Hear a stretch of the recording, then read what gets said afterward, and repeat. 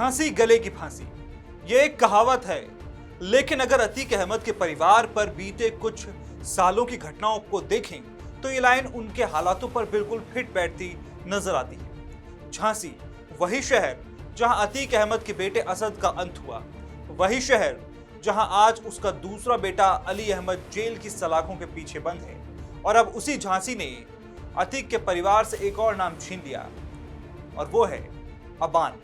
सड़क हादसे में अतीक के बेटे अबान की मौत हो गई। क्या यह सिर्फ संयोग है या फिर झांसी का नाम अतीक के परिवार के लिए हर बार किसी नए दुख की कहानी लेकर आया है? साल 2023 24 फरवरी को प्रयागराज में दिन दहाड़े उमेश पाल और उनके 2 सरकारी गनरों की गोलियों से भूनकर हत्या कर दी जाती है। ये वही उमेश पाल थे जो 2005 के बसपा विधायक राजू पाल हत्याकांड के मुख्य गवाह थे। सीसीटीवी फुटेज सामने आते हैं। सफेद रंग की कार, बाइक पर आए शूटर और उनमें सबसे ज्यादा चर्चा होती है एक चेहरे की, और वो चेहरा था अतीक अहमद के बेटे असद अहमद का। पुलिस और एसटीएफ असद की तलाश में जुट जाती है। उत्तर प्रदेश के अलग अलग जिलों में दबिश दी जाती है, इनाम बढ़ता जाता है। आखिरकार सुराग पहुंचता है बुंदेलखंड तक और फिर आता है 13 अप्रैल 2023।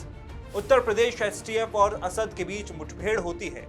इसी एनकाउंटर में असद अहमद और उसका साथी गुलाम मारे जाते हैं। यही वो दिन था जिसने अतीक के परिवार की सबसे बड़ी ताकत माने जाने वाले बेटे का अंत कर दिया। जिस बेटे को अतीक अपने राजनीतिक और आपराधिक नेटवर्क का भविष्य मानता था, उसकी कहानी झांसी की धरती पर खत्म हो गई। देश भर में इस एनकाउंटर पर बहस छिड़ी।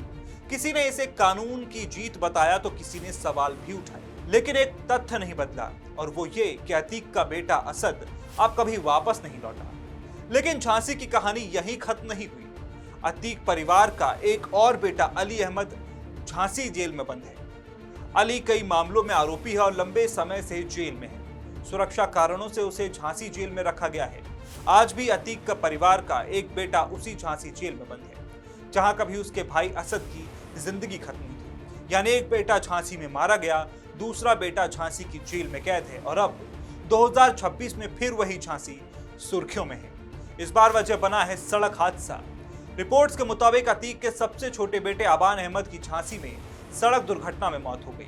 बताया गया कि हादसा इतना भीषण था कि अबान की मौके पर ही मौत हो गई। एक बार फिर अतीक के परिवार के साथ जुड़ी सबसे बड़ी खबर का केंद्र बना झांसी। अगर घटनाओं को क्रम से देखें तो पहला बड़ा झटका असद का एनकाउंटर, दूसरा अली की जेल जाना, वो भी झांसी, तीसरा अबान की दर्दनाक मौत, वो भी झांसी। यही वजह है कि अब लोग कह रहे हैं कि अतीक परिवार के लिए झांसी किसी बुरे सपने से कम साबित नहीं हुआ। हालांकि इसे किसी रहस्य अलौकिक घटना के रूप में भी देखा जा सकता है। यह अलग अलग समय पर हुई वास्तविक घटनाओं का ऐसा सिलसिला है जिसने झांसी और अतीक के परिवार के नाम को बार बार साथ जोड़ दिया। अगर अतीक के परिवार की कहानी देखें तो पिछले कुछ सालों में यह परिवार लगातार टूटता चला गया। खुद अतीक अहमद, फिर उसका भाई अशरफ, दोनों की प्रयागराज में पुलिस कस्टडी के दौरान गोली मारकर हत्या कर दी गई। उससे पहले बेटा असद एनकाउंटर में मारा गया। परिवार के कई सदस्य अलग अलग मामलों में जेल पहुंचे, संपत्तियां जब्त हुई, गैंगस्टर एक्ट के तहत कार्रवाई हुई और अब बेटे अबान की मौत ने परिवार के लिए एक और दुख जोड़ दिया है। उमेश पाल हत्याकांड ने सिर्फ एक हत्याकांड की जांच का रास्ता नहीं खोला था, बल्कि उसी केस ने अतीक के साम्राज्य के पतन की शुरुआत भी लिख दी थी।